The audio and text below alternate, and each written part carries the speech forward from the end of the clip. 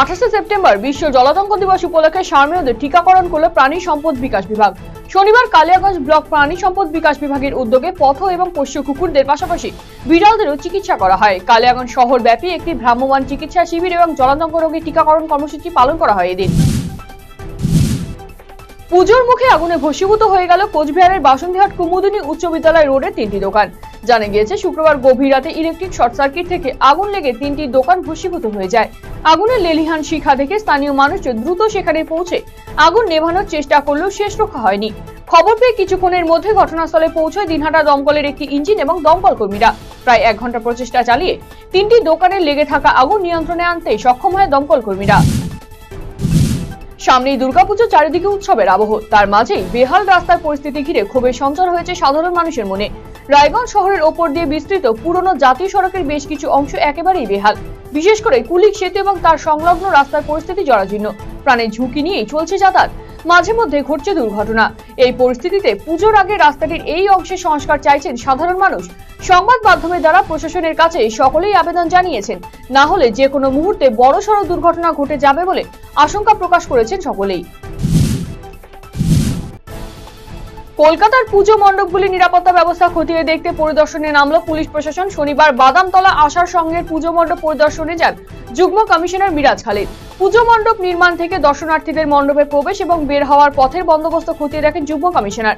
পুজোর ম্যাপ নিয়ে গোটা বন্দোবস্ত খতিয়ে দেখার পাশাপাশি ঘুরে দেখেন এলাকা। পুজোর দিনগুলি কিভাবে পুজো মণ্ডপগুলিতে নিরাপত্তা মোতায়েন করা হবে সেই বিষয় নিয়ে কথা বলেন পুজো উদ্যোক্তাদের সাথে। ট্রেন থেকে পড়ে জখম হয়ে মৃত্যু হলো চাঁচলের বাসিন্দা এক পরিযায়ী শ্রমিকের। পাটনা জংশন থেকে কিছুটা দূর থেকে উদ্ধার করা হয় ওই শ্রমিককে। জানা গিয়েছে মৃত শ্রমিকের নাম নাজিমুল হক, তার বাড়ি মালদার চাঁচল থানার ভগবতীপুর গ্রামে। রেল পুলিশ এসে তাকে উদ্ধার করে হাসপাতালে নিয়ে গেলে সেখানেই মৃত্যু হয় তার। ঘটনায় শোকের আবহ ছড়িয়েছে এলাকা জুড়ে। পাটনায় গিয়েছে মৃতের পরিজনেরা। অন্যদিকে ঘটনার খবর পেয়ে শনিবার ভগবতীপুরে মৃতের পরিবারের সাথে কথা বলেন কলিগ্রাম গ্রাম পঞ্চায়েতের প্রধান রেজাউল খান। মৃতের পরিবারকে পঞ্চায়েতের তরফে সব রকম সাহায্য পাইয়ে দেওয়ার আশ্বাস দিয়েছেন তিনি। জমাচলে ইলেকট্রিকের তার থেকে বিদ্যুৎ স্পৃষ্ট হয়ে মৃত্যু হলো 4 জনের। ঘটনাটি ঘটেছে জলপাইগুড়ি জেলার রাজগঞ্জ ব্লকের টাকিমারি সংলগ্ন এলাকায়। মৃতদের নাম পরেশ দাস, মিঠুন দাস, দীপালি দাস এবং সুমন দাস। এরপর ঘটনাস্থলে পৌঁছয় ভোরের আলো থানার পুলিশ। দেহ উদ্ধার করে উত্তরবঙ্গ মেডিকেল কলেজ হাসপাতালে পাঠানো হয়েছে। আর মাত্র 10 দিনের প্রতীক্ষা, তারপরেই শুরু হচ্ছে বাংলার শ্রেষ্ঠ উৎসব দুর্গাপুজো। ইতিমধ্যে রাজ্যের জেলায় জেলায় পুজো কমিটিগুলির হাতে তুলে দেওয়া হচ্ছে পুজোর সরকারি অনুদান। এবারে অনুদানের পরিমাণ বেড়ে হয়েছে 85,000 টাকা। শনিবার রায়গঞ্জ শহরের বিগ বাজেটের পুজো সুদর্শনপুর সার্বজনীন দুর্গাপুজো কমিটিকে পুজোর অনুদান প্রদান করা হয়।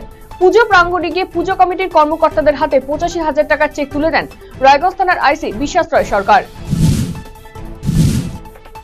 শনিবার 28 সেপ্টেম্বর দিনটি বিশ্ব জলাতঙ্ক প্রতিরোধ দিবস হিসেবে পরিচিত।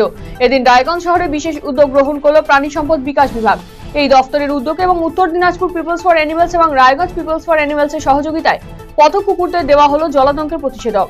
শহরের অশোকপল্লী, মিলনপাড়া, ঘড়িমোড়, তুলসীপাড়া, মোহনবাটি বাজার সহ বিভিন্ন এলাকায় প্রায় 100 কুকুরকে এই প্রতিষেধক দেওয়া হয়। এছাড়াও এই রোগ সম্পর্কে সাধারণ মানুষকে সচেতন করা হয়।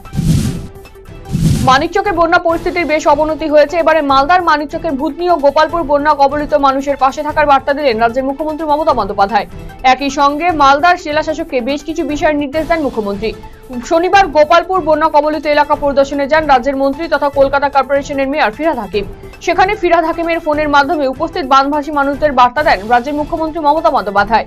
সেই বার্তা লাউড স্পিকারের মাধ্যমে শোনানো হয় বানভাসী মানুষদের।